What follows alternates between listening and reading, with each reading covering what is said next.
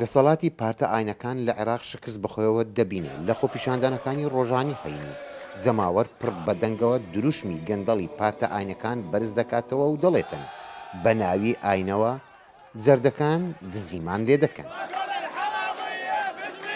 الأحزاب الإسلامية لایەن ئیسلامیەکان جا شیعە بن یان سونە بەهۆی ئەو ڕۆڵەیانەوە کە دەیانبینی شکستیان هێنا. ڕۆڵیان بڵاوکردنەوەی تایبەتمەندێتی بوو بەسەر هەموواندا و لێرەوە بە یەکدادان دروست بوو. ئەم لایەنانە دەیانویست نوێنەرایەتی ئاینزایی بکەن نەک دەوڵەتداری. ئەندامێکی ئەنجومەنی باڵایی ئیسلامی لە عێراق کە عەمار حەکیم سەرۆکاتی دەکات دەڵێ نابێت شکستی پارتە سیاسەکان بە پاڵ پارتە ئاینەکانەوە بنێ.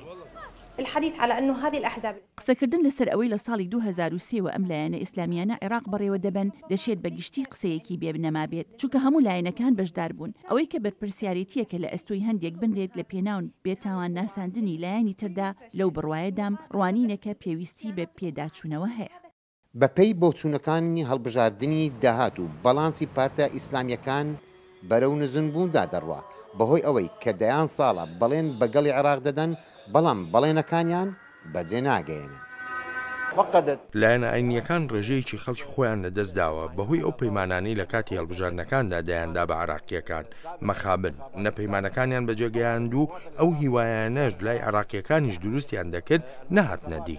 گشت لایەنێک دان بەوە دەنێت کە پارتە ئیسلامیەکان لە عێراق جێگای متمانەنین و دەنگدان بەم پارتانە واتە گەڕانەوە بۆ دواوەیە بەڵام بۆچوونەکانی ئەمڕۆ لەگەڵ سندوقی دەنگدانی داهات و لەوانەیە جیاوازێکی تەواوی هەبێ.